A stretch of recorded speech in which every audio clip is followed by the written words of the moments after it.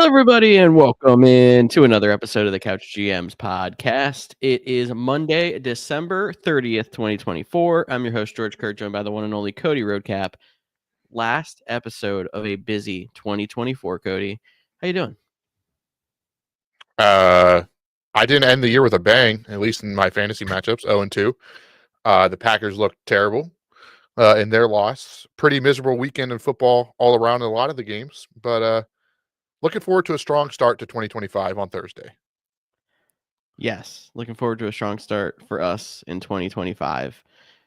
We have some World Cup news to get to today. We're going to talk a lot more NFL. If you still have fantasy questions, if your league's playing in Week 18, if you want some DFS advice, whatever it is, make sure you're dropping them in the comments or hitting us in the DMs at the Couch GMs on Facebook, X, Instagram, TikTok. We're always there to answer your questions. But Cody and I get to sit back and talk a lot more NFL talk in the next few weeks here.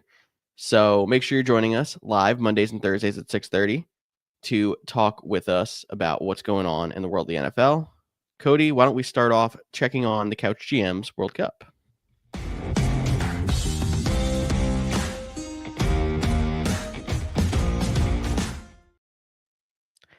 A lot more to come on this front on Thursday when we have the complete standings after 2 years finalized. But it seems like every single league championship is decided at this point. Starting in Group A, strong season by Bree comes short as Sean should win that game unless the Lions defense outscores Juwan Jennings by 25. Don't see that happening. But Bree's still going to be the leader in the wild card. Yeah, so Bree, unfortunately for everyone but Sean, that stinks because she will, it looks like, unofficially have a 4-game lead of that final wild card spot, barring there's not a repeat champion opening up more spots in year 4. But crazy things have happened, but that one does seem pretty out there for a possibility. Definitely. Cody, like you mentioned on top of the show, you unfortunately fell short in your league, losing to Reed. Congrats to Reed moving on through. Yeah, he had a strong team all year, super competitive. My team had gotten hot. It started to put up big numbers and it fell flat. So, and I'm sure there's a lot of people out there that had players like Terry McLaurin put up 1 point. Maybe he lost James Conner and then he said he was going to play and then only put up 1 point. And it was just one of those weeks in fantasy where it was tough to find points. It was tough to find points in a lot of leagues. Like our league of record is going to finish with 2 teams under 100 more than likely, which is crazy after how this season was going down the stretch. Group C, Anthony finishes his strong end of the season with a win over Cole, unless Laporta goes off for 60 points tonight. Don't see that happening. Anthony is going to be the lowest record team in the World Cup final, at least as of now. Yeah. Like I said, unofficially, because we're going to go through the numbers, make sure everything is looking good. But looks like he is going to claim a spot with a 2-year record of 11-17 because it's all about winning and getting in. And that's what he did. And he took a team. He did have a bad first year. He stepped it up. He had over 500 in year 2. So it wasn't, he made his improvements. He got his way in. And for all the people out there that are in the Couch GM World Cup, or if you want to be a part of it in the next generation, feel free to shoot us a DM or let us know why you think you could be a part of it. But there's still a lot to fight for. Even if you don't have the best shot at the wild card, that's the beauty of this simulation, is that no matter where you're at coming into the next year, you have a chance to make the finals. I expect next year to be wild with teams who are in the wild card consideration, maybe kind of playing for wins as opposed to teams who are not in any chance of getting a wild card, literally going all out for a championship next year. But we'll see how it goes as we move on. We'll give you more of an update on that next episode on Thursday. But Cody, why don't we talk some more football? Let's sit back, relax, and chat.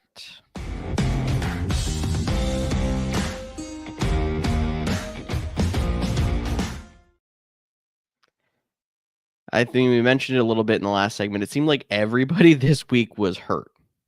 I don't know what happened, but there were so many people that were, out ruled out after our episode on Thursday, people who didn't finish the game. It was a massacre out there this week. Yeah, and I don't know, maybe it was poor planning by us, and if it was, I apologize to the listeners for that. But did some of those catch you by surprise, like Chuba Hubbard hitting IR? Like, I didn't see that one coming. Me neither. Tua, out of nowhere, the hip flying up, I felt like. The Anthony Richardson one, we kind of saw that coming, but they sounded optimistic, and we even talked about that on Thursday, and then was ruled out doubtful on Saturday. So, like, there was a lot of interesting. James Conner, didn't James know if he Conner was gonna. played and then was ruled out early. That wasn't even something that any of it, like, they even like came out and said James Conner's expecting a full workload and then got a couple carries and was ruled out. Yeah, re-aggravated the injury. Tyreek Hill, uh, no Tua, hasn't been great, was super banged up, game time decision, comes out, has 10 catches for almost 100 yards. Like, it's one of those things. Jerry Jeudy, not hurt, Yep. but they're not playing Jameis Winston. He has a really good game. Like, it's one of those things. Like, this was one of the most interesting, most difficult fantasy championship weekends to play through, to predict. And the thing I keep coming back to is, at the end of the day, we talked about it last week, where do you get too cute and where do you not? And yes, the James Conner one backfired. That one 100% backfired. But guys like Tyreek Hill that we had question marks and we're thinking about, I know in our one record, I benched him for Tajay Spears. Tajay still had a nice day, but not as well as Tyreek Hill did. Jerry Jeudy had been hot, had one bad game. We all panicked.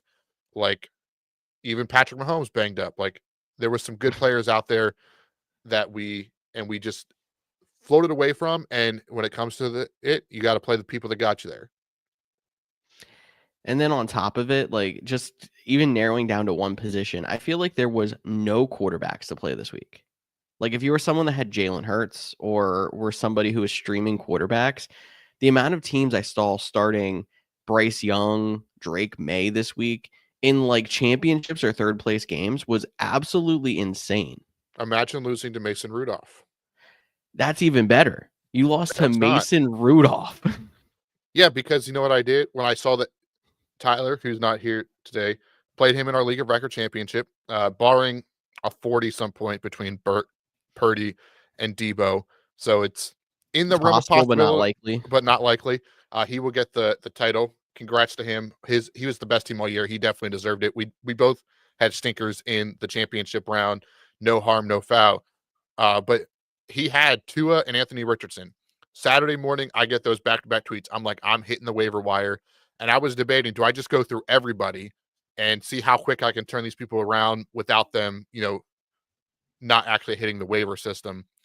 And I got Bryce Young, had a really nice day, had a pretty good day. Probably was Mhm. the best player on waivers.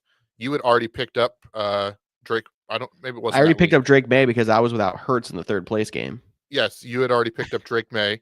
So then I was like, well, Aaron Rodgers is in there. I don't need this guy that played on the Bears. I'll cut him. He had a terrible game, so I kind of wish I wouldn't have done that and let him play Aaron Rodgers. But then, like, I was like, okay, it's Mason Rudolph, Aiden O'Connell, Spencer Rattler is basically And I left. think Mac Jones was the other one. That was it. It was like 4 people. That was it.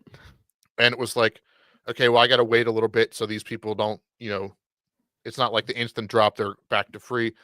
Tyler goes in, picks up Mason Rudolph, adds Ryan Tannehill because he's down in the dumps. He just thinks he's going to lose and wants to have his boy on his team. Yep, and Mason Rudolph's going to win him a championship. It's ridiculous. We also have a dynasty league, which I know dynasty leagues are a little bit weird. Which of those bad quarterbacks ended up winning the championship there? I think Mason Rudolph again. Was it not? I think it was Mason Rudolph versus Aiden O'Connell in the dynasty championship. It was Mason Rudolph versus Aiden O'Connell. O'Connell played better, but Rudolph is going to win. That is just crazy. Yeah, I like I have said, never seen a week in fantasy football, especially a championship week, look like this. yeah, and like I said, I know I said play your studs at the top, but look at all the guys that flopped. I mean, Terry McLaurin, Cardio McLaurin again, like just out there running routes. I know it was a good matchup versus AJ Terrell. Keenan Allen, he had back-to-back weeks of 20-plus points. I mentioned how many leagues I saw Devon Achan on championship rosters, and he dudded too. Yeah. He had 8 carries for 25 yards, and they stopped using him. Heck, I saw Jeff Wilson Jr. get some carries against Cleveland. I was like, what is going on?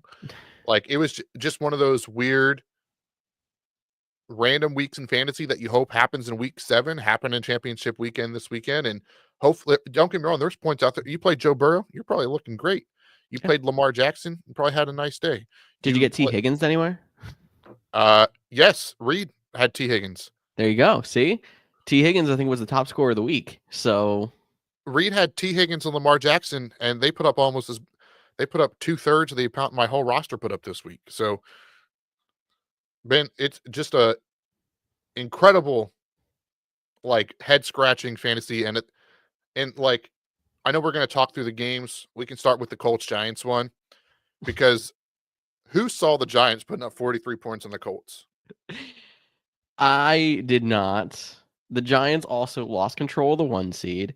The Colts Richardson was ruled out. I don't know what happened to Flacco between weeks 4 and 6, whenever he was benched for Richardson and then came in for the bench Richardson. You know what I'm talking about? Yeah. And then since then, it just hasn't been the same. But Richardson was out and the entire Colts team just imploded. I texted you at halftime. I'm like, I don't know what happened to the Colts, but they disappeared. What was crazy is they were in it to the very end. Like, it was a shootout game.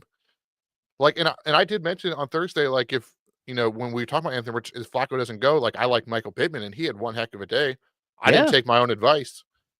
I wish I would have, but at that time, I didn't know if Richardson was not going to play. I had to make the decision between him and Keenan Allen. Definitely backfired on me there. But that defense, -4 points in some leagues, some points even a bit higher, like 43 points. You have to think that, even if they give up a touchdown or two, they're going to get some sacks. They're going to get, it's Drew Lock, a turnover, an interception, or something like that. But to get negative in a fantasy championship is just like the kiss of death. And it wasn't just us. I know we do a fantasy football podcast. I know you like to check out. We also check out other people that are in this space, checking out their rankings, fantasy pros, the fantasy footballers. You check out some other start sits to compare what you're thinking to some other people. Everyone had the Colts as the number one defensive stream this week because of the matchup. Like, that -4 points probably cost a lot of people.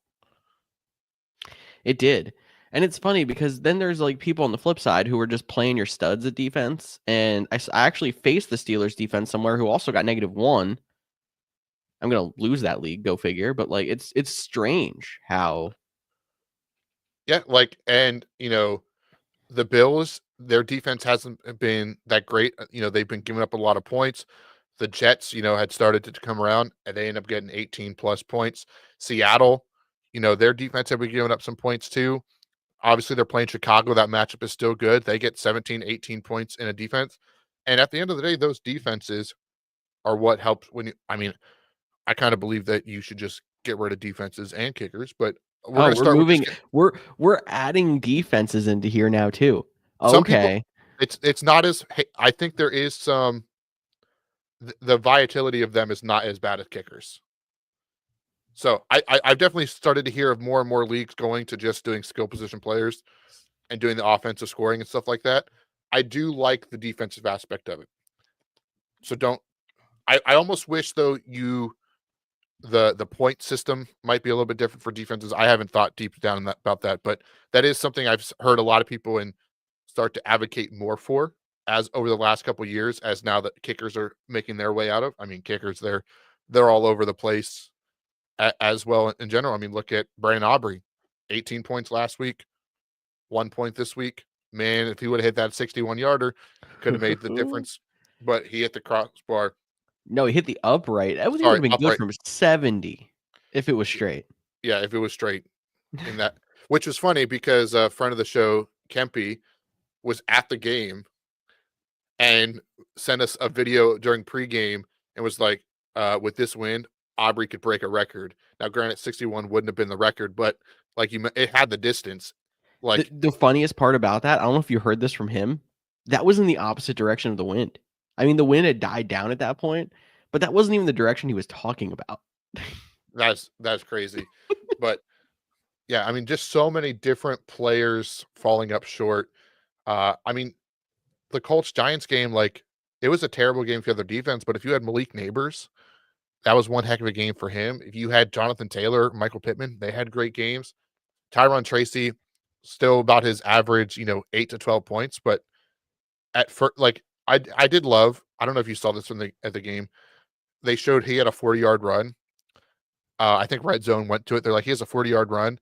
And then it flashed up his stats. The next play, it said 5 rushes for 36 yards. I was like, oh, so he's not off to a great start. But then, he got involved and was a big part of that. But the Colts Giants set the tune, or the tone, not the tune. They were not out there singing, Hope not. maybe crying at their loss of the playoffs, because the Colts are now eliminated from the playoffs. And you mentioned it, the Giants lose and most likely fall out of the top 3 in draft capitals. So this big win might have to cost them to move back up, or maybe it's what they really wanted, so they can be below average again next year and draft Arch Manning. And that is our little bit of talk of college football. Got it. Okay, cool. We're cutting it down to about 10 seconds because the college football playoff doesn't continue until tomorrow, actually. Hope you guys enjoy that over your New Year's holiday. Yeah, Thursday we'll talk all about college football and the playoffs and how Ashton Gentry ran all over Penn State and Georgia's 100%. sad. Yeah. Well, I mean, I'm sad about pretty much everything else, including the fact that the Eagles playoff seeding is set, and I do not like their likely wildcard opponent. We'll get to that actually in a second. A couple of games to hit beforehand. I had this at the top just as a joke. If anyone here watched the entirety of Seahawks Bears, let us know in the comments, because you deserve a medal. I watched maybe 2 minutes of it. I also watched maybe 2 minutes of it because it was ugly. Yeah, the only thing I did wish in hindsight was, I think weather is a big thing to play into consideration when you're picking players on the fringe, your flex plays and stuff like that. And I don't know if it was because we were doing the podcast and that's not an excuse or whatever, but the rain, I think, did play a factor on both sides of the ball, limiting how, because they want to push the ball down the field. Seattle's Caleb Williams, not great in the first half, better in the second half, but they continue to struggle. Like, even like Keenan Allen, I think he had like 9 targets, but he only had like 3 catches. And some of those were drops, some of those were just bad throws. I think the weather played a bigger factor in that game, but like you mentioned, like it was the skies crying for how bad that game was. Exactly. And we didn't even have a good game, I don't think, until we got to Saturday night. And I mean, it wasn't a fantastic game, but it was better. Oh, you mean Broncos Bengals? Broncos Bengals. Yeah, It was definitely a better game. That was the 4:00 game. Oh, you're right. It was a 4:00. I was thinking the Cardinals Rams game, but no, you're right. Broncos Bengals was what I was thinking of. Probably game of the week. Probably game of the week. Going to overtime. Joe Burrow has everybody around him on his team wanting to lose, it feels like. And then Joe Burrow just brings them out of the grave every single time. So I think one of the debates we can have on the show, and probably more after next week and definitely after week 18, I think if the Bengals make the playoffs, I don't know how Burrow's name doesn't get more mention in the MVP conversation. But if you can say that, but if Chase wins Triple Crown, does he still get an edge? Well, Chase isn't winning Offensive Player of the Year. Not now that Saquon went. I mean, we've never had Triple Crown that I know of, and 2K potentially breaking a National League record for rushing yards if they let him go. Not going to happen. You don't think they're going to let him go for it? No. Okay. I think we'll have to. I think we'll talk more Thursday when we know more, but early signs point to the Eagles are playing nobody next week, including Saquon on the offensive line. Yeah, I mean, that makes the most sense. Like, you want to be healthy for the playoffs. He got 2,000, so it's still an accomplishment. But I think that'll be. I hear what you're saying, but in a year where I don't think there's a clear cut MVP, like we talked about this last week. Lamar Jackson. Sometimes you watch him as like MVP. Sometimes you watch Josh Allen, you're like, oh nope, that's the MVP. Saquon, you watch him, oh, that's the MVP. And we talk about all the time, the word valuable plays a big part of them deciding this award in the NFL. That's why 98, 99% of the time it's a quarterback. What Joe Burrow's doing with that team that bad of a defense, still one of the most sacked quarterbacks, putting up the numbers, getting his team in. Obviously, they need a lot of help to make the playoffs, and I don't think he's in conversation if they don't make the playoffs because that's just how it goes. But if they do, like if you told me, I'm not gonna say he wins it, but if you told me he finishes second in voting, third in voting, you know, he gets as many second place votes as Lamar Jackson or Josh Allen, whoever doesn't win it. Like I Mhm. wouldn't be surprised there. Yeah, I agree. I think the only thing that's working against him is the fact that Lamar has had a ridiculous stretch since their bye. And Yeah, before Lamar really pushed himself into the conversation to challenge Josh Allen, I think Joe Burrow could have that argument, especially with how he's been literally carrying the entire team, not even just the offense at this point. yeah, I think it's worth noting, and I know there's some Bengals fans out there hoping they don't make the playoffs because they see this team, they see what their potential is with Josh Allen, or not Josh Allen, Joe Burrow, wrong AFC quarterback. See what they can do with Jamar Chase, so they're going to have to pay. See what they can do with T. Higgins, they're going to have to pay. But they don't love Zach Taylor. Yeah. I know when I was at the Bengals game, the year they actually made the Super Bowl, but that was the miss kick palooza between the Packers and the Bengals. Leaving that stadium, it wasn't we suck, we need a new kicker. It was fire Zach Taylor chance. And I think the Super Bowl saved him for a little bit, but I don't think that fan base has ever been fully bought into him. And I think the last 2 years you've kind of see that start to slip and slide. And there was some of those, and who knows what's happening, but like, did you see some of the videos of his reaction to the touchdown to Burrow to T. Higgins to win the game? Like he was looked like he was kind of caught off guard, surprised by the play call, almost like the players went rogue, won the Hmm. game, but Yeah. just some little odds and ends to pick up there of at least what people are pointing out on the internet. Interesting to see because this could end up being a dumpster fire as soon as the offseason starts, especially if they don't make the playoffs. If they do, I mean, there's been playoff teams that have fired head coaches before. Let's not get that wrong. Like, I remember the Titans doing it at one point, winning a playoff game even, and then firing a head coach. That's very rare. But this is a team with a generational quarterback who has just kind of been stuck in the mud for the last 2 or 3 seasons. I do think they need a change. And I would hope that even if they make the playoffs and lose in round one, they would still make that change if it's the best move for their organization. Yeah, I'm really fascinated on this Bengals offseason, not just with the head coach, what's going to happen with Jamar Chase isn't going anywhere, No, but what's going to happen to T. Higgins? especially because there's been so much beating the drum for keeping T. Higgins. And then you look at the flip side of how traditionally the Bengals don't pay players. I Yeah, mean, obviously you have some exceptions to that, and maybe at this point they're starting to kind of open up their wallets in that front office. But there's been so many players they've let walk in the past, just not signing big contracts. They obviously didn't have the indoor practice facility until now. Like it's not a money spending organization. no, it's definitely not, and they're going to be the most fascinating team, like you mentioned, come this offseason. But we still got Week 17 games to react to. We got all Week 18 in the playoffs, so let's not get too far ahead of ourselves talking about the offseason. We mentioned Seahawks Bears. We talked Colts Giants. Let's talk another game. Bills Jets. So this one, I mean, the Jets or the Bills continued to look great.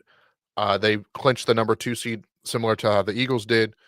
They are the number 2 seed, so it doesn't sound like they are going to be playing their starters next week. It does sound like Josh Allen is going to get the quote unquote start because he has like a longevity, most consecutive starts in balance kind of thing. So they're going to let him Gotcha. get the start, but could it be one play? Could it be one drive? That is to be determined.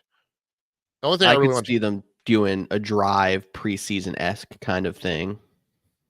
yeah, like, do you do the first scripted, you go out there or do you just literally turn around, hand it off, and then all the starters run off? Like, You get a very, curtain call kind of deal. That's it. yeah. I think the thing I do want to talk about one is the Jets looked pathetic. I know Hmm. that they've talked about how they felt like some of those teams were up.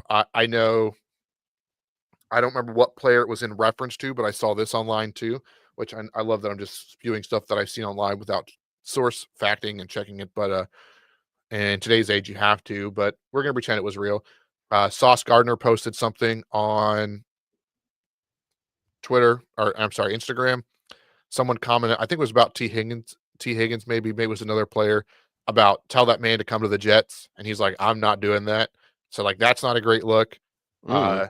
Aaron Rodgers called out people for, who wants to really be there, who quit. This team put up, you know, no points until garbage time when Aaron Rodgers came out of the game.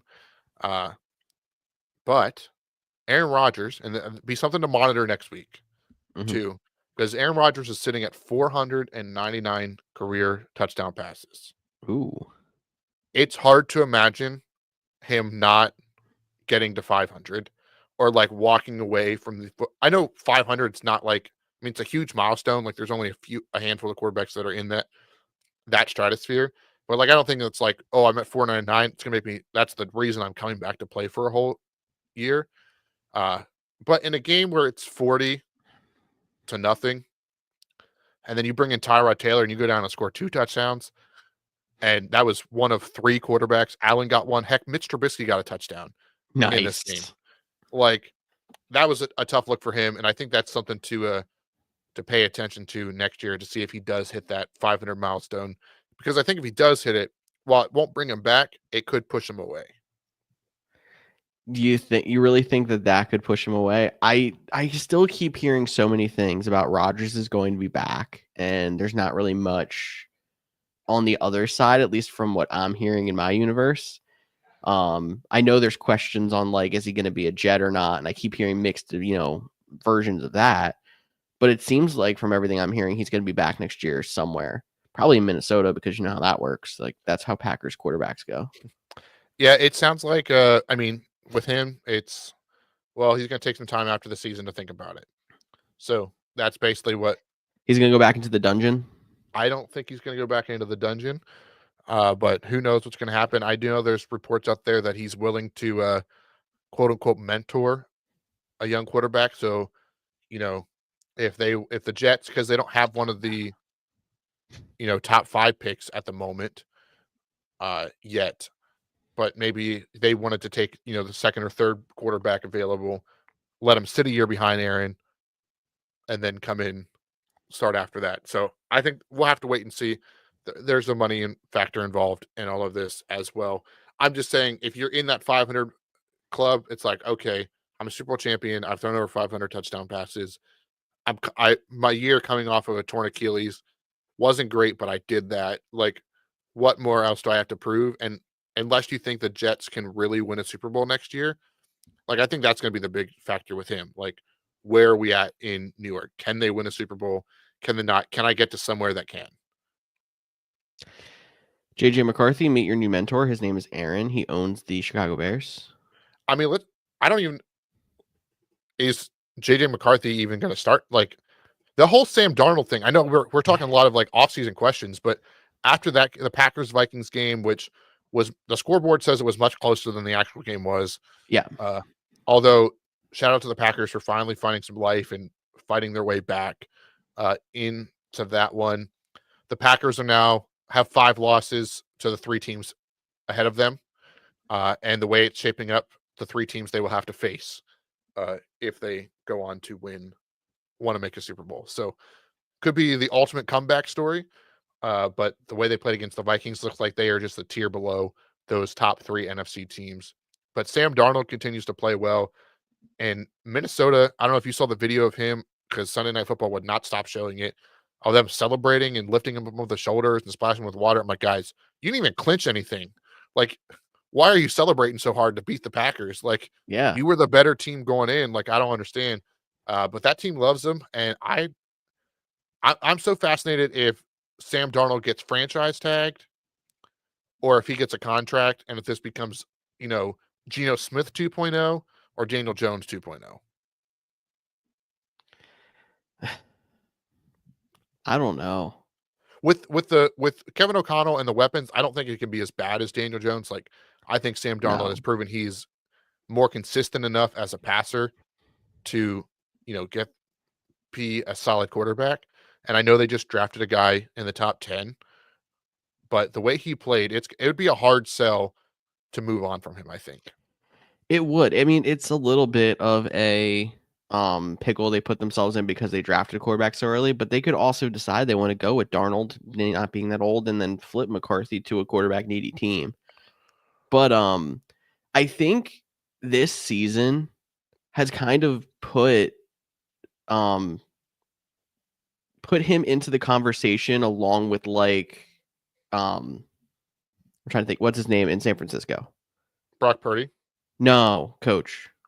Kyle Shanahan. Kyle Shanahan as like quarterback whisperer because we saw Kirk go away from him. And I mean, Kirk's coming off of an Achilles too. I don't want to like, overlook that one, but he's not looking as good. He doesn't look like as good of a grip on the offense. He's bringing in Sam Darnold, who I know we've seen a couple reclamation projects lately that have succeeded, but has looked god awful. And then comes in and immediately is a competent NFL quarterback. Like, I kind of don't think it matters who they have to an extent. Obviously, they're going to be better with X instead of Y, but we have to figure out who's even in their conversations. But I kind of feel like they shouldn't rock the boat at this point and bring back Darnold and just figure out what happens with McCarthy as we go. I just don't know what kind of contract that's going to need in the offseason because Darnold's definitely earned some money this season. Yeah, I think it's going to be interesting. Again, not wanting to talk too much about the offseason. Like, do you have a franchise tag situation? Does Darnold play on that? I know that you would be, having to figure out all that situation. Then you have McCarthy, who did have a second knee surgery, so is even ready week 1. There's a lot of variables, but again, that is a topic for another day. Before we get to our next game, do you want to do a fan question? Yeah. All right. So Dylan, throw up here, said this is to win $1,200. That's a big money league. Full Yeah. PPR. I currently lead by 49.2 points exactly. My opponent has Gibbs and Jennings left, though. How do you like my odds? Hoping for a low score here. So, why I think you have a better chance, and I mean, the Lions are such a tricky subject because they go all out all the time, sometimes for no reason. This game literally means absolutely nothing to them. They can lose this week, beat the Vikings, still be the 1 seed. So, like, I'm questioning how much you see Gibbs or if you see a little bit more of a rotation than we've seen in the past. I mean, Gibbs actually got a boost because of no Montgomery lately. So that kind of looked bad towards you, but I don't think they're going to be forcing Gibbs a whole lot. The 49ers offense last week, they really looked like they were trying to force a lot more to Debo. And even yet, I don't really trust them a whole lot. Like, they have been very wishy-washy. I think 49.2 points for those two is a very steep cliff to climb. I'd like your odds. Yeah, I think your odds are great. Like, I don't have AWS. They are not a sponsor of the show, but if they told me what the AWS probability to win, I would put you in the 90 to 98% chance of winning that one. I mean, even 49 points, it is full point PPR, which always does throw a little bit into it because Gibbs is using the passing game. Jennings sometimes is that possession guy, but you're looking to need at least 4 touchdowns for 24 points. That's half of what you need. So I think that is where I don't think you'll get there. I think even if Gibbs has 2 and Jennings has 1, like That would be that'll a be lot hard. of yards and catches to get them there then. Yeah. So I think you're safe. I wish us the best of luck. I would love if you joined on Thursday and let us know if you cashed in because that is one heck of a prize Yeah. pot to pull in. Best of luck. Best of luck. One more game we have on our rundown we wanted to talk about, and I think this is going to spark yet another debate of something we've talked about before, but we'll bring back again. And this had a big hit on playoff seeding too. Falcons Commanders last night. Commanders pulling off a game in overtime. I'll fast forward to regulation first because Commanders seem to have this game in hand. Falcons have the ball driving, snap the ball, over their running back's head in the Wildcat to lose 20-something yards on a 1st and goal, still score a touchdown to tie the game, and then yet still get another chance to win the game in regulation and kick a field goal just short. Yeah.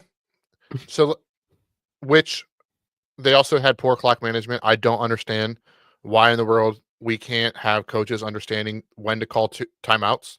Yeah. And last drives, Raheem Morris botched that one and basically forced them to kick a 50-plus yard field goal instead of giving them 1 to 2 more plays to try to get even closer. And I mean, that out route to Drake London was working all night. So it was. And if he could have got to, and it wasn't they didn't have Younghoe Q, they had a new guy in there. So like if they could have got 10, 15 more yards, could have made all the difference. And we were talking about this pre-show, like this was a playoff game for them. Now the Buccaneers would have to lose to the Saints, for which just lost to the Raiders, for them to win the game, to still make the playoffs. Yeah. Like they controlled their own destiny. They came up short, and it was great to see Michael Penix, have his moment. You could argue. It was Let's great to see start there. Kyle Pitts have his moment. Yeah, so Oh, definitely going to laugh about draft that him one. as Sorry. once we get past Bowers, Kittle, Andrews, Kelsey, Laporta, McBride next year in drafts. Kyle Pitts, tight end 7. Gosh, no. I'm telling you, with a full year of Michael Penix, he's going to explode. Man, we've heard this so many times. But again, let's start with the. So they scored the touchdown. Would you have gone for 2 there? I'm okay with the not going for 2. I feel like momentum was on your side at that point. I mean, I get maybe the analytics said that going for 2 was a better chance there. But I guess I'm a traditionalist. I like going for 1 there. Your defense rewarded you for going for 1 even. Yeah, I just think you said it. All the momentum was on your side. And that's an argument to go for 2 also because you think you would have just gotten it in. Yeah, like you just converted 2nd and goal from the 25-yard line into points. You did, but at the same time, when you look at it, where they were struggling for most of that second half was in short yardage. Like maybe them getting pushed back was a good thing. They scored the touchdown from the 10, but they were struggling from short yardage. In the first half, that wasn't the problem. Bijan knocked 2 in the end zone, and it was fine. But yeah, like don't get me wrong. Like if you would have just lined up and handed it to Bijan, I mean, it probably would have worked. I know that didn't work last, but probably would have in that moment. But you would have liked to see something a little bit more creative, or something like a special drawn up for that situation. But yeah, I think I would have went for 2. But to your point, they got the field goal and then they got the stop on defense, and that was the last stop they had to get. They missed the field goal, goes to overtime. The Commanders get the ball, and the Commanders go right down the field in just under 8 minutes and score the game-winning touchdown. And the Falcons never get to touch a ball and basically said goodbye to their season. So then you mentioned it, and we've had this overtime, rules debate a couple of times now. But this was basically a Falcons playoff game. But the Falcons don't get the benefit of the playoff overtime rules where both teams get to touch the ball because obviously it was a regular season. I get, whatever. You can make the argument of if your defense gives up a touchdown, you don't deserve to win or whatever it might be. I still feel like there's no reason why we can't come out of the Stone Age per se and get rid of the sudden death overtime rule, whether it is both teams touching the ball or playing a full quarter or changing the rule set completely to work more like a college overtime rule. Like there's so many options I feel like that are better than what we're doing that we're just not doing. No, trust me, I hear you. I am not as big of a disliker, hater, whatever you want to say, of the sudden death format. I don't mind it. I don't even care if they would go back to any point scored. Like, sure, I guess the field goal, especially with the new kickoff rules, where we only need 20 yards to basically be in field goal range at this point. For some of these guys, like, okay, I understand that. My biggest problem is, why do we have different overtime rules for the playoffs and regular season games, when at the end of the season you want these games to be like playoff games like we saw last night? Like, I don't know what that means. Like, are you going to say after week 10 we go to playoff overtime rules? Like, I don't think you can do that. Like, No, you would have to do it the whole season. right, but just do it. Yeah. Either do what everyone touches the ball, which then you'd have the conversation, do you defer and then go for two if you both score and win the game there? Or I still think the simplest, sometimes we overcomplicate things. Players do it, coaches do it. I think the league is doing it. Just play a period, and whatever happens, happens. Even if it's 8 minutes. And like we talked pre-show, the Commanders, if it was an 8-minute period, they could have held the ball and kicked a field goal with 2 seconds left. Yep. Like, they weren't stopping them. And that's my whole thing for the overtime, is like, defense is a part of the game too. I know we're fantasy football podcast. We love offense. That's what most people, the general audience, enjoys. They want to see the offensive shootouts. But like, defenses get paid too. They have to be a part of the game. But just figure something out that's more consistent. I mean, college playoff football rules, not my favorite. Just the whole back and forth starting. Maybe we could find a middle ground. But for me, it is simple. Play an 8-minute period. And I don't know, like, maybe you haven't fought for this one as hard in the past as you are now, but I almost feel like that makes sense. You see that in almost every professional sport. In soccer, they play a full period. In basketball, they play a full period. In baseball, they play a full inning. In hockey, it's a little different. There is sudden death, and they play 3-on-3 in the regular season. Like, hockey's kind of gimmicky, but pretty much everywhere in professional sports, they're playing a full period, inning, whatever. So that makes sense. And then you have the reward of, like, if you are a Commanders last night who pulls off an 8-minute drive, if they have a 10-minute period, then you're making your opponent run 2-minute drill, and that's just a benefit of you controlling the ball. But you're still giving the chance for both teams to play, touch the ball, unless the team gets the ball first, does something that you don't usually ever see in an NFL game. You see it very rarely. Because your average drive is probably what, 4 or 5 minutes? At least Yeah. good drive, 4 or 5 minutes. Yeah. I mean, some teams can do better, but most of the time they're 4 or 5-minute drives. And that's what I'm saying. Like, do 8 minutes. If it's Yeah. tied after the 8 minutes, you play another one. You've still only played one additional quarter. Yep. So I think that is, they need to just stop with the gimmicks and play a full period, full quarter, Exactly. full time period. Yeah. Or just make it a kicking competition, soccer shootout style.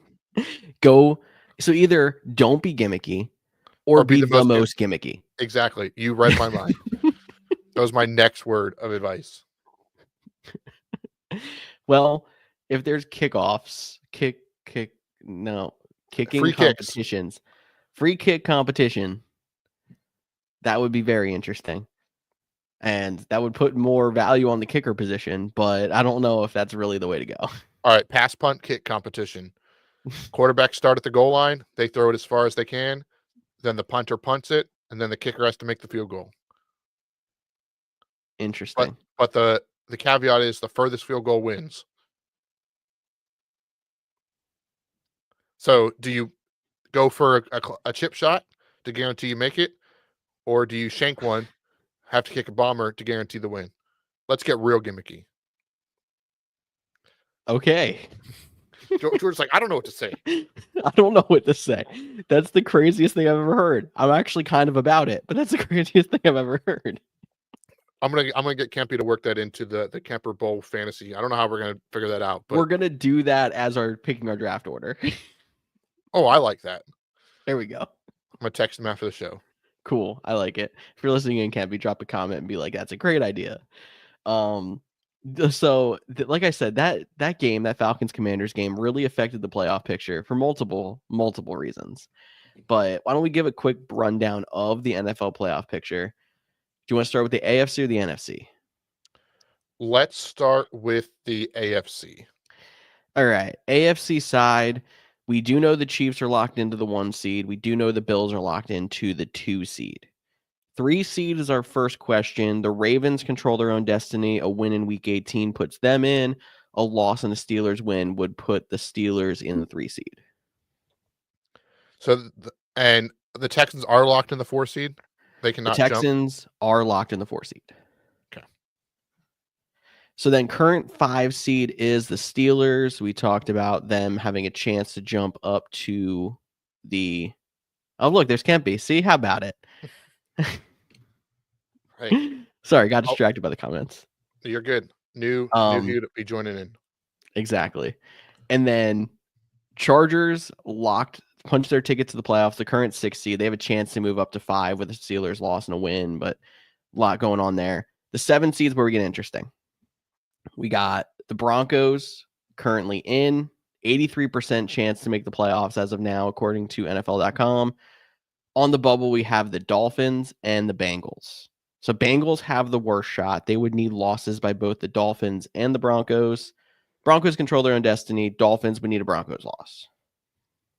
Yeah, and let's look at those matchups. The Broncos get to play the Chiefs, who sound like they are going to bench their players, but it has not been officially decided yet. And I kind of want them to play a half. I know you don't want to risk injury. Some people are already banged up, but I just think 25 days is kind of a long time to go without football.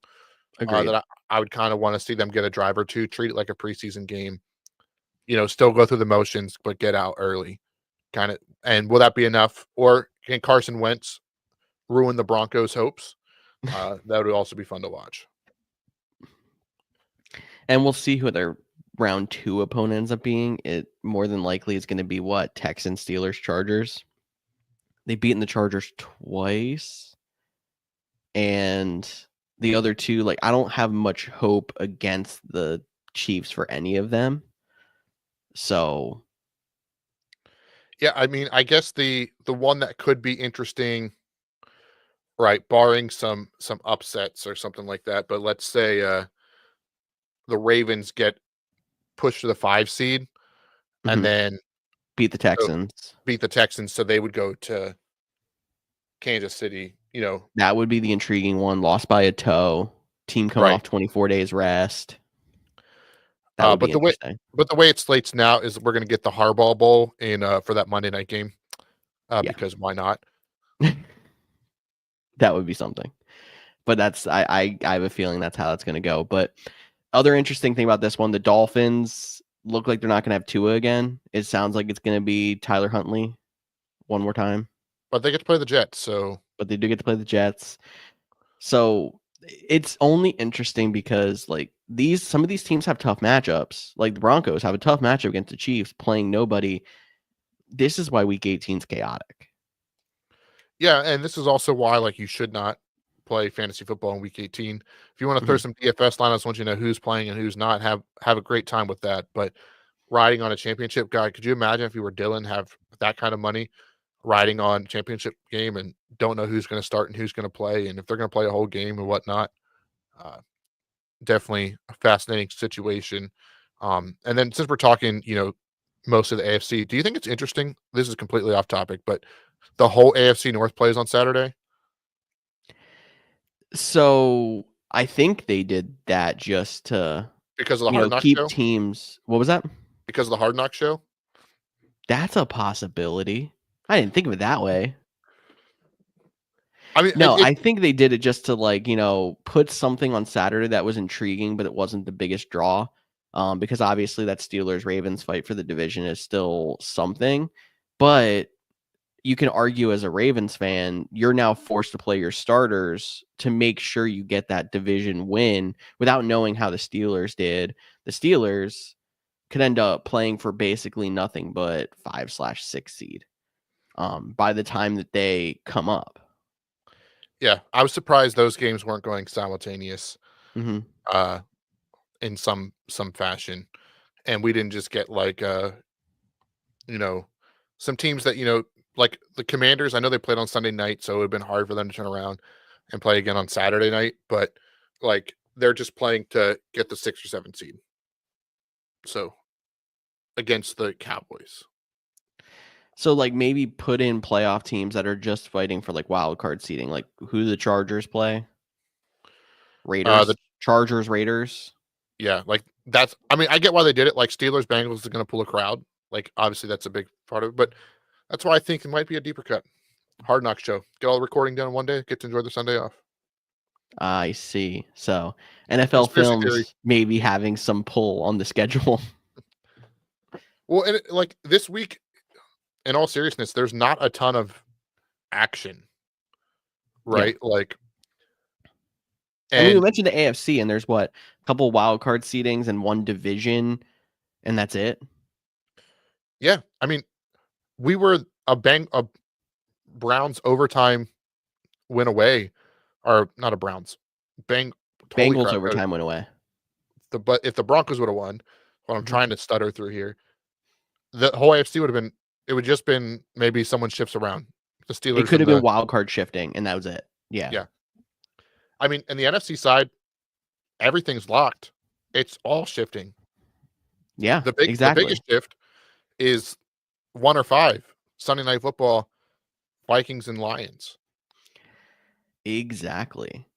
I So mean, well, there's technically one other spot, but we kind of talked about that a little bit. But anyway, just from the top, Vikings current 1 seed, but the Lions have not played yet. They play tonight. We'll get to that game in a bit. That Lions versus Vikings game next week is for the bye, for home field advantage. The other team will go to the 5 seed. In the meantime, Eagles locked into the 2, and I believe the Rams are locked into the 3. If not, they yeah, could fall to 4. I believe they. Let's just see here. I'll throw that in the playoff machine quick as we talk about that. Let's say the Seattle Seahawks win despite them not having anything to play for, and the Buccaneers win. Nope. If that is the case, the Buccaneers would jump them to 3. It does look like. So there is a little bit Barring of 3-4 seed at play, which you are trying to stay away from either the Lions or the Vikings. That means something, but it's not really super intriguing for the viewer. that's also just those teams straight up. I don't know if there's some like deeper cut like we saw with the Rams, like strength of victory tiebreaker, that depending if like these 3 teams win, that's too deep cut for me to do on this podcast. Well, definitely, for sure. But so we're looking at Rams locked into a division win, could flip with the Buccaneers. If the Buccaneers even make the playoffs, the Buccaneers are winning in. If they lose, they leave the door open for the Falcons, who would have to win to get in. Yeah, and it doesn't look great for the Falcons to get in. But I have to think if you're an NFC team, that's the team you want to get in. Well, You if you don't look want at it, if the Falcons get in, they would be the 4 seed. It's literally the only teams that are worried about that are the Lions and Vikings. Because you have to think, regardless, whatever team ends up in that 5 seed is going to be favored, either going to Tampa or going to Atlanta. yeah, but you have to think both those teams would rather play Atlanta than Tampa Bay, the way Tampa Bay's been playing as of late. Tampa Bay is a team that beat Detroit already once this year. Like the Buccaneers are kind of and I know maybe it's just some recent bias because they had a big game against the Carolina Panthers. I mean, 2 weeks ago they barely beat the Raiders, or actually they lost the Raiders, I think. Like, but they're a team that can get hot. Baker Mayfield's a gunslinger, and especially if you're a team like the Lions, right? You've been talked about all season, the number 1 seed, the best team in the NFL. You drop this game, you've been expecting the bye for weeks now. Yeah. You drop this game to Minnesota, then you have to turn around and go on the road to play Tampa Bay, a team that already beat you is banged up. Like, I think there's some fascinating storylines for the Lions if they are somehow drop this game to Minnesota. That's true. I do think it would be a bigger blow to the Lions than it would be the Vikings, because the Vikings have been playing underdog the entire season. I mean, you got Sam Darnold. They've been in the 5 seed the entire season, trailing the Lions. The Lions dropping the division at the last second really would be a huge blow, especially with all their players in IR. That's a good point. And I do think too, like the Vikings, that they're a really good team, but we talked about it the last time they were in the playoffs at 13-3. Like they are so I think it's now 10 wins by 7 points or less, one score games. And they lost Like to the Giants the last time they were in the playoffs. so anything can and that was at home. They'll have to go on the road this Yeah, time. it's Fascinating. true. So I was going to say that, the 5 and 6 seeds are both going to be favored more than likely kind of going into these games. Maybe not the case. The 6 seed had a flip with the Commanders moving up and the Packers moving down to 7. They're both locked in the playoffs. We're just playing for seeding here. But if both win, both lose, that stays the same. You would need a Packers win and Commanders loss to flip it back. Big thing is that would mean the Commanders would go out to LA. That would be probably a close game in line. I'm thinking there's a chance LA gets favored because they're at home, but it'd be a tough one. But Packers going to Philly in the wild card, with how you saw the year shifting out, you didn't expect that to be the thing. No, I mean 12 wins, assuming they beat the Bears. You're the 7th seed. 12 wins the 7 seed, and there's a chance that 13 or 14 wins is the 2 seed. This year's crazy in the NFC. Well, I mean, if the Lions win tonight, whoever loses is going to be a 14-win 5 seed. Yeah. Like it's been such a tough year. Only thing I'll say to that, because you're an Eagles fan, 2010 Packers were the bottom seed, had to go to Philly, won on a Michael Vick interception. But can they repeat that? And I don't want to get ahead of myself, but then they went on the road to a dome team and then had to come back and go on the road to play a divisional championship game. So it sounds like we might have a repeat of history if everything goes the way I hope it does. Cody's sitting here talking trash before we even have this game locked. If you're in for that, make sure you're subscribing and tuning in next Monday when we see this actual situation locked. And then we can really debate that game. Yeah, subscribe now because after that game, this podcast might be over. That's true, especially because we're planning to get together Wildcard Saturday, which I don't know if it's going to happen if it ends up being Eagles Packers on Wildcard Saturday, but that'd be a very interesting situation. God, I hope not. I don't want to do that. No, me neither. But you want to talk about this Monday night game? We can keep it short. Let's keep it short. Let's do it. I don't think I have a bumper, and if I do, I'm not playing it anyways. Cool. Like you mentioned at the top, because the Vikings won, this game literally means nothing for the Lions. If they wanted to pull a hot start and just bench everybody this week, they could, because win or lose, they are playing for the 1 seed next week. How many fantasy owners relying on Lions players would be pissed if they just did that? I actually saw somebody start saying that there's still like a 15 to 20% of people. It was one random Twitter poll by a popular sports account. So, of which week do you play your fantasy championship on?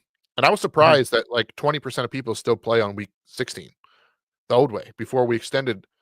Granted, that hopefully that's like 10-man leagues, only 4 teams make the playoffs, or you got bye weeks in your first round, which would be awful. But it would make you think, like, don't get me wrong, Dan Campbell's, I don't think even if they had the 1 seed locked up, I think Dan Campbell was still playing his guys. Like, that's just not him. So I don't think you have to worry about that.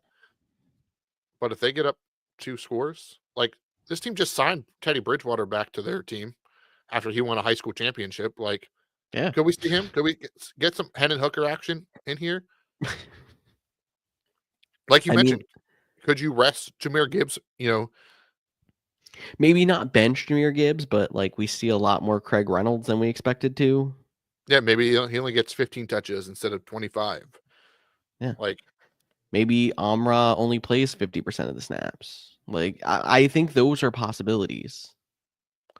Yeah, I definitely think that is in the cards. Like I said, though, I do think you are playing people, and you went into this, hoping that everything would work out for you and in your fantasy championship. George, I believe in the one league that you are left in fighting for a championship, although it is against your wife, so tread carefully if you even want to win this one.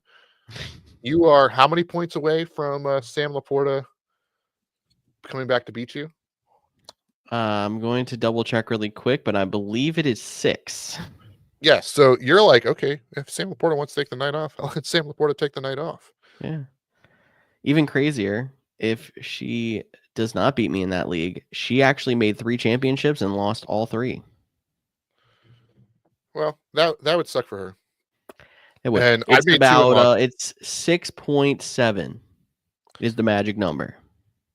So if he catches a 1-yard touchdown, And that's it. that would be She 6.6. loses. Yes. And Half point PPR. dude, that'd be the worst scenario for you. Right. Worst scenario for you. But let's look at these inactives. I just had them up, but I clicked away, which is on me. I didn't see any big names for the 49ers. Actually, I guess the big one is Garendo is not inactive. So that is good news if you held on to hope that he would play, which was a bold strategy. Bold But strategy, Cotton. But if you end up relying on Patrick Taylor and don't have Garendo, not good news. I don't know why you would have relied on Patrick Taylor, but you never know how desperate people were in a week where everyone was out.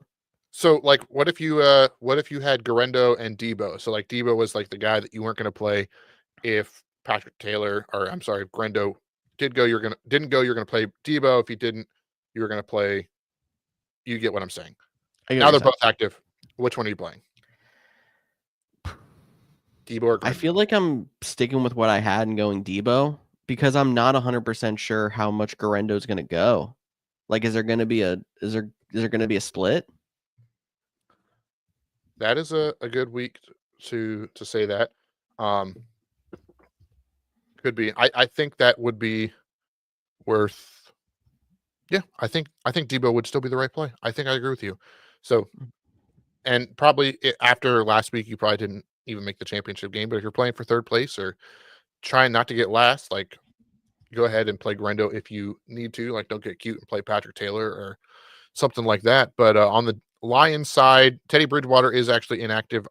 The one I'm looking at does not say if he was denoted as the emergency third string quarterback or not. But since he just got there, probably not. And then, of course, David Montgomery is inactive as well. But we knew that coming in. But he has still not made it to IR because they're hoping for him to get back. But that's pretty much it for the players that are in and players who are not. Do you think it'll be a high scoring game? I know the over under is a little bit high for this one. The over under at 50.5, which is one of the higher ones we've seen for Monday Night Football, but I'm feeling under on this one. I tend to agree with you. I think that especially with the Lions not having much to play for, again, I do think that they are going to play hard, but I do think that they'll play a little bit with some caution too. Although Dan Campbell's crazy, so hopefully it Going is. for it on every fourth down. Everyone's playing every snap. I don't know. I have a weird feeling that's going to be a big Tim Patrick game. I did pick Tim Patrick up just in case, but I'm not going to play him over Debo. But I did pick him up just in case. One of those guys where it's like, if they're going to rest a couple of guys, like even like soft rest a couple of guys, he'd probably be the guy that would end up still out there most of the time. Yeah, I think you are right on that. But anything else you want to mention before we jump out of here and go watch the last game of Week 17? Hope everyone had good 2024. Looking forward to seeing everyone in 2025. We'll have a lot more recapping and stuff to do on Thursday. Should be a fun show. But Cody, thank you for another great year. Ooh, that's the wrong button. Look at me. Hey. I don't even know if we were blue the first time. We were green, but now we're changing colors right at the outro. Hey, that's always good. If you made